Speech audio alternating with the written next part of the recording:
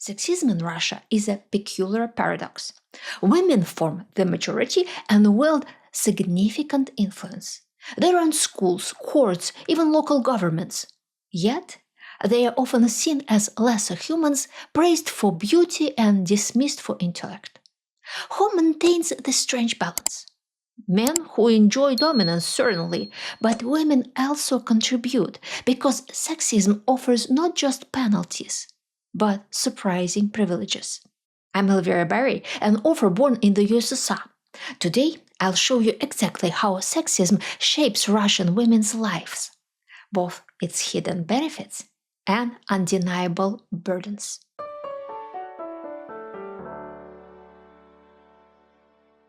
I first encountered sexism when I was in high school.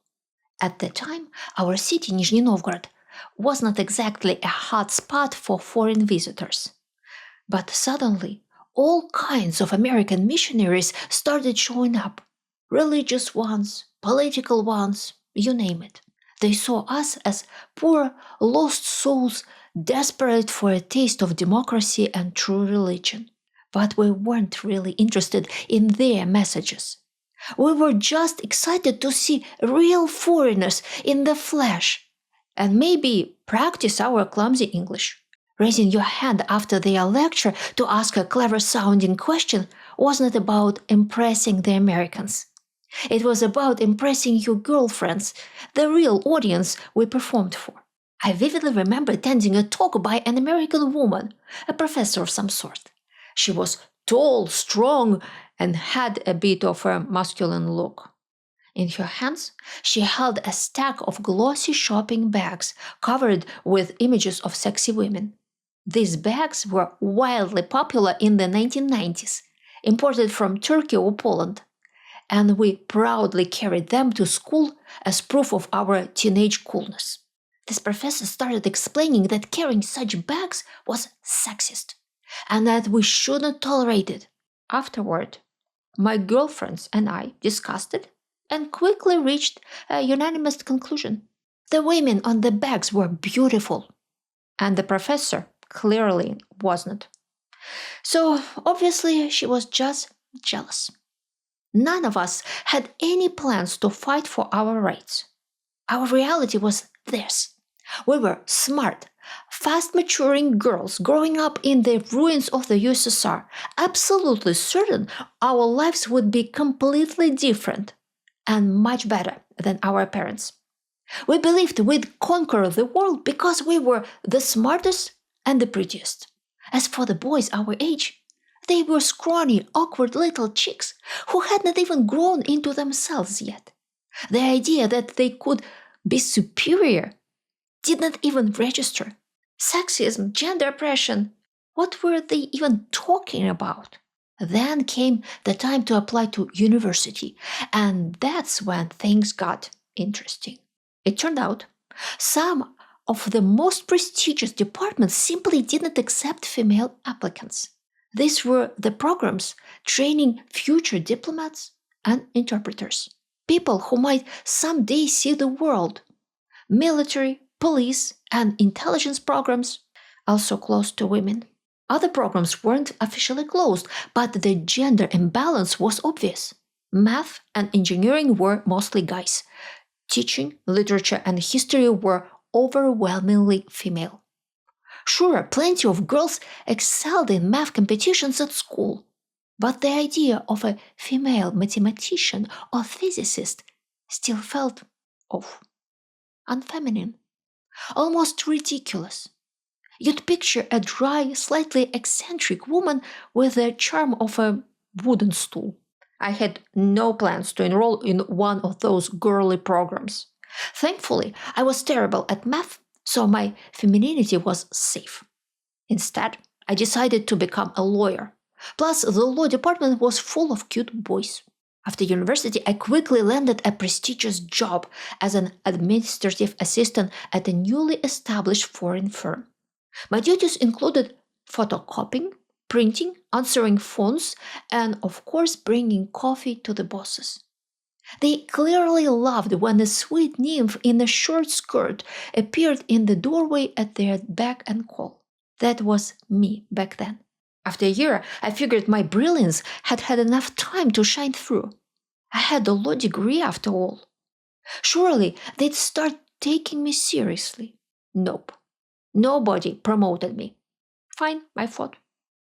If you can't appreciate my talents, your loss. I quit and took a job at a law office. Just for fun, I brought along my then boyfriend, tall, handsome Losha. At first, our boss gave us joint assignments. We worked together on trial strategies, totally in sync. But soon, it became obvious. The boss was pushing Losha's career forward, while I got sidelined. Once again, I was expected to serve coffee with a graceful sway of the hips. Even when I did get clients, I felt they didn't trust me. One bluntly said, "Sweetheart, you are the kind of girl you take to a sauna, not a courtroom." It was a cruel joke. If you were young and attractive, doors opened automatically. Men drove me home, bought me dinner, solved my problems, all without asking anything in return. I fully enjoyed those perks, but it didn't take long to see the glass ceiling and realize it hung very low.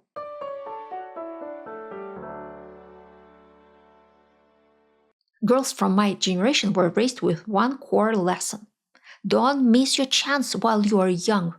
Marry well. Take my grandmother, for instance. If I refused to clean my room, she'd scold me like this. One day, you'll invite a suitor over. He'll check how tidy you are, look under the bed, see the dust, and decide not to marry you. I'd protest. Maybe I'll be the one checking under his bed. But she'd just laugh and say, cleaning is not a man's job. That was the rule. Soviet women were expected to serve men. At social gatherings, it was automatic. Men went to the living room to drink beer. Women headed to the kitchen to chop salads and set the table. But grilling meat was considered a man's sacred duty. Meat was expensive, a kind of luxury. So the saying went, shashlik does not tolerate women's hands. Household chores were rigidly split. There was men's work and women's work. A man who did the latter looked weak. I can picture my grandfather sewing or mending anything. Laundry, cleaning, doing the dishes, that was woman's domain. The reverse was just as improper. If a woman chopped wood or did construction work, it signaled she didn't have a man to do it for her, a sign that something was wrong in her life. And yet, women still did heavy labor. My grandmother hauled water in giant buckets and rinsed laundry by hand in the river, even in winter, because her house had no running water. Until I was about 7, I had never seen a woman behind the wheel of a car. I still remember the first time I did. I was so shocked. I kept pestering the adults. Why is that woman driving? Doesn't she know women aren't supposed to do that? Sexism didn't stop there. It seeped into the sexual sphere too. In the previous video, I talked about how Russia puts men on a pedestal partly due to catastrophic losses in past wars. That shortage inflated men's social value. So many men felt entitled to women's attention or to their bodies. All of my Russian girlfriends from that era have stories of being harassed or assaulted. A man might smack your butt on the street and call it a joke. On packed buses, someone might grope you. There was no escape. But in working-class families, there was also another reality. Women could use sex as leverage. You could give it or withhold it. Sex became a bargaining chip. Women didn't need it, supposedly, but men couldn't live without it. So he had to earn it. But I only heard this kind of thinking from people who grew up in small towns or villages, places with deep patriarchal roots. In Soviet law, only women got maternity leave when the child was born. If a child got sick, everyone assumed the mother would stay home. Courts almost always gave custody to mothers, Men weren't seen as capable parents. And if a man was courting a woman, he always paid. Refusing to pay meant instant disqualification. Why would any woman want that kind of man? Calling him stingy was like saying he had a shameful disease. These norms have changed, but only on the surface.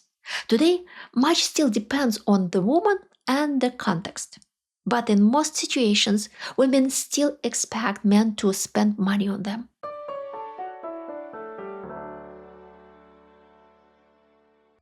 The Soviet Union was one of the first countries in the world to declare that women were equal to men, and it did so way back in the early 20th century.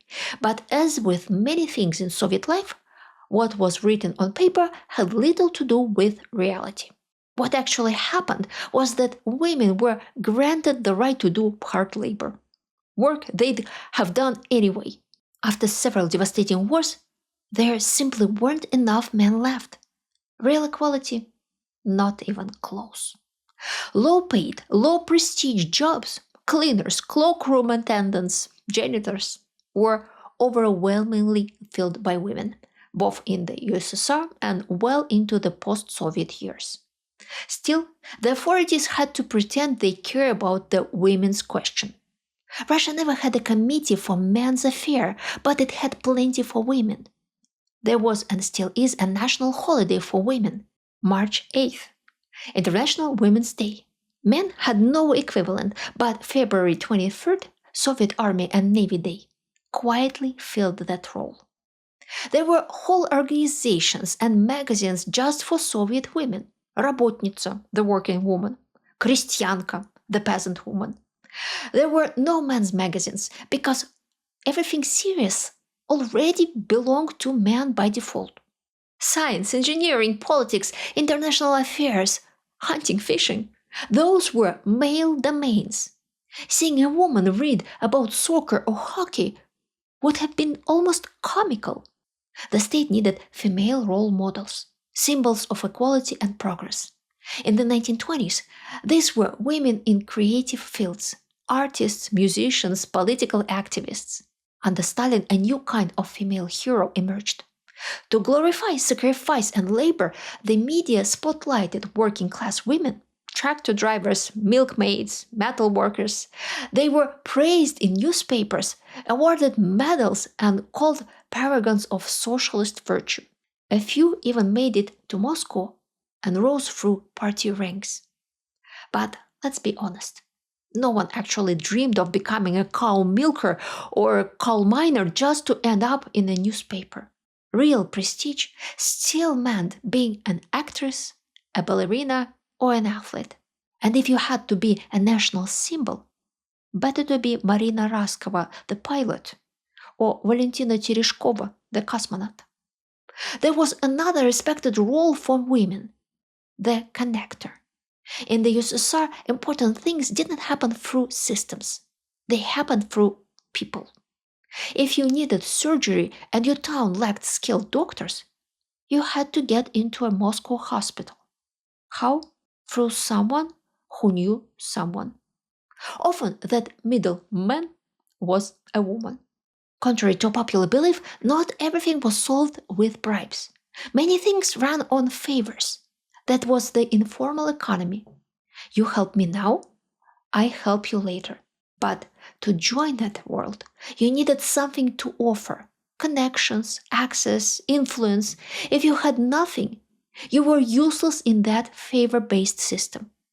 That system was known as blood, and I have a whole video on it if you are curious. No one expected women to reach high-level leadership roles in the USSR. When they did, it seemed strange, unnatural. The assumption was that something must have gone wrong in their personal life. Maybe she couldn't have kids. Maybe no man wanted her. This idea was perfectly captured in the famous Soviet film Moscow Does Not Believe in Tears. The heroine becomes a factory director, an impressive title, but she's alone. No husband, no equal. In the end, she finds a skilled working class man who isn't her social equal but emotionally balances her out. That's what made the story acceptable. Soviet women were expected to work, but not to rise too high. Becoming a doctor, a judge, a mid level official, fine. But if a woman made it to the top, people whispered. Even today, this thinking survives. Take Valentina Matvienko, now chair of the Federal Council. People say she climbed the ladder thanks to her strong liver. She supposedly drank with party bosses in the 70s and 80s. Her nickname? Valentina, the vodka glass. Or take Margarita Simonyan, head of Russia Today. The rumor is she got the job and its massive budget because of her relationship with a Kremlin media boss. Whether those stories are true doesn't even matter. What matters is that when a woman gains power, people expect an explanation. Among regular people, not much has changed. The most common job for women is still store clerk, and women still dominate roles as caretakers and educators. From birth until 18, Russian children grew up in an entirely female world. Moms, grandmas, teachers, nurses, pediatricians, librarians. Naturally, that shapes how boys see the world and themselves. They don't feel part of that female realm, but they are also not fully welcomed into a male one. At some point, they must resolve that tension. Some try to assert dominance over women, others surrender to feminine authority. Few ever find a healthy balance. After the USSR collapsed, the rules began to shift. Many women stepped up, became breadwinners, got degrees, and entered fields previously reserved for men, like law, finance, even programming. But society was far more comfortable with women in roles requiring precision, attention to detail, or nurturing, traits that did not threaten gender expectations. So, yes, a woman could be a banker or a business owner, but an inventor, a political philosopher, a president, still unthinkable. As one of my elderly relatives once said, we don't need some broad running in the country. In 2004, Irina Hakamada ran for president. She got less than 4% of the vote. Of course, it was not free election, but the real obstacle was not voters. It was the bureaucracy. You need regional officials to back you. Without them, your campaign goes nowhere. Even the language itself shows the divide. Some job titles are gender neutral, teachers, judge, notary. Others are strictly male. Soldier, officer, shepherd. Others are purely female. Milkmaid, nanny, nurse. You can add feminine endings to masculine job titles, but they often sound silly or dismissive. Professor becomes professorsha. Poet becomes poetessa. Engineer, inventor, director all become subtly diminished when feminized. In literature, women are accepted, but only in certain genres. Children's books, romance, family sagas, light fiction. Women's literature is still an insult, as if women can write great sci-fi or serious historical fiction. But you don't have to take my word for it. Read my novels, especially the Russian Treasures series. Or just sample the tone and style on my YouTube channel Elvira Bari Forbidden Books. See for yourself.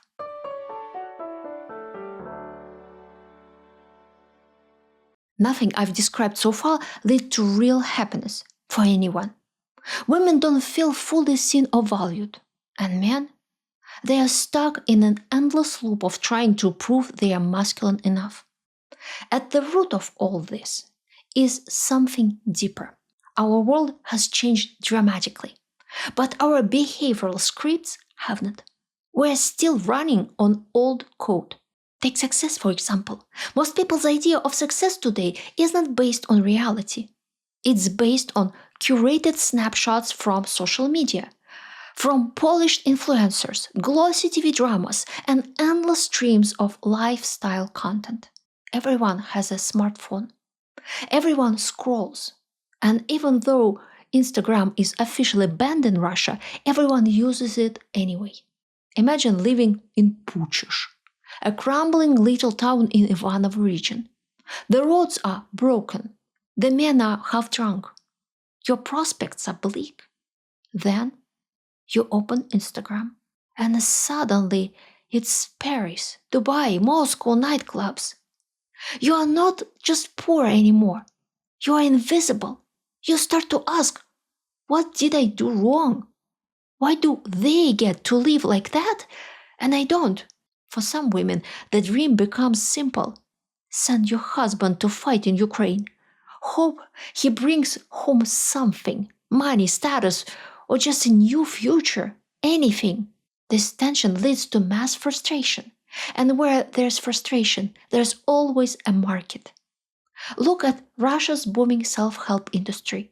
It reveals what people secretly crave. There are endless online courses for women. How to fix your relationship, how to attract the right man, how to unleash your feminine energy, how to become magnetic. Some courses teaches you to channel female magic, to subtly influence your man and make him more successful. Others teach you to reinvent yourself as a resourceful man magnet.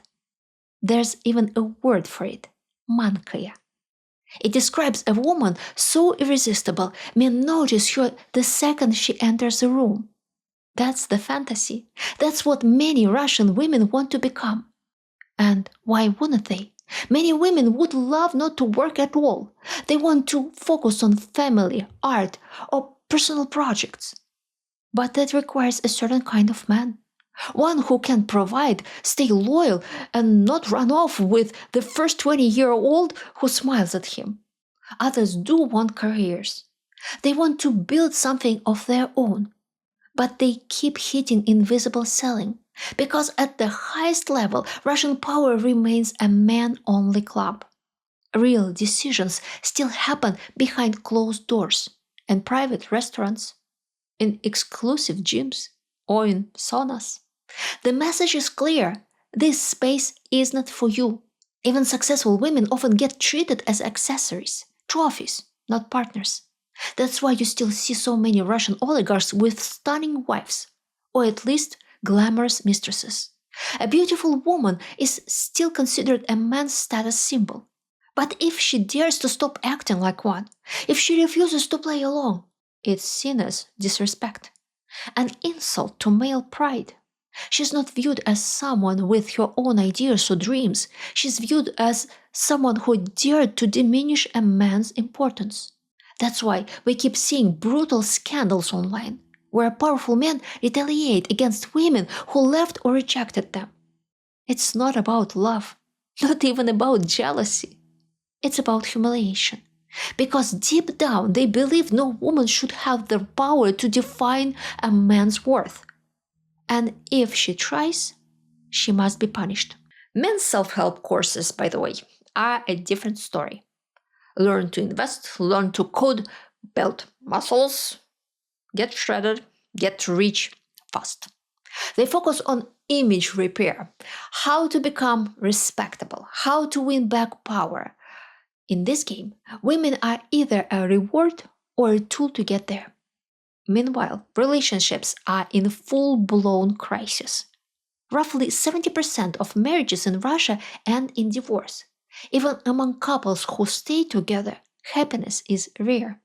The real issue: men and women have wildly different expectations.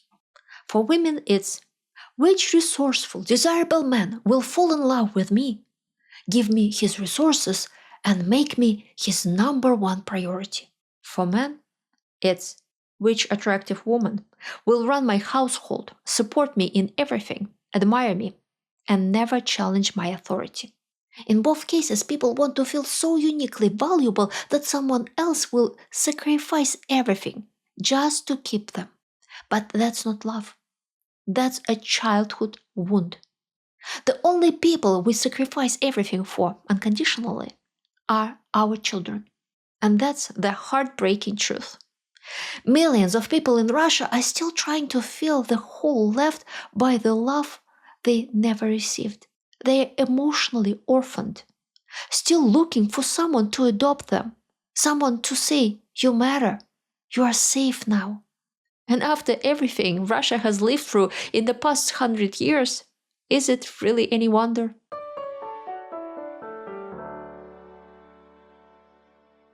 You'll still hear it said, casually, confidently, often, women will never be equal to men. They've never created anything great in all of human history. To which I always want to reply, that includes you, buddy. But let's be honest, this bias didn't come out of nowhere. For most of human history, people did not live past 35 or 45. And during those short lives, women got pregnant anywhere from 8 to 15 times.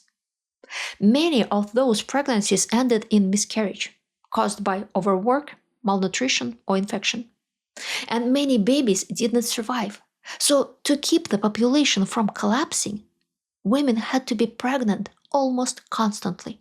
That was your great grandmother's life, surviving childbirth again and again. And I can say this from personal experience. Pregnancy and breastfeeding change everything. Your energy drops, your focus narrows to your child, you're hormonal, sleep deprived, overwhelmed, and yes, your decision making suffers. I breastfed a baby for nearly a year. Could I have done anything great during that time? Of course not. My body and mind were fully occupied. Now imagine spending most of your adult life either pregnant, giving birth, or nursing. No anesthesia, no antibiotics, no support systems. It wasn't just hard, it was deadly. Look up royal biographies on Wikipedia. Count how many queens died in childbirth, and they had access to the best doctors available. Now imagine what it was like for ordinary women. If you had a daughter, you did not know if she'd survive her first birth. And even if she did, she might die during her 5th or 15th. So people saw their daughters as fragile, high-risk investments. Add economic pressure to the mix. In harsh climates like northern Russia, a man could survive alone. A woman without a man, much harder. She couldn't cut firewood or plow fields. She needed protection, physically and economically. So daughters were often seen not as future earners but as mouths to feed, a liability. Seen in that brutal context, sexism made perfect sense. It was a survival strategy. But that world is gone. Women stopped dying in childbirth. They stopped having a dozen children. They learned to earn their own money, build their own lives. And yet, the old norms didn't disappear. They are still quietly shaping our assumptions about what women should be, what they can do, and what they are worth. If you found this deep dive helpful, subscribe for more honest explorations of Russian society, history, and culture. And if you'd like to support my work, you can join the think tank or buy me a coffee. Thank you for watching. I value your time and your curiosity.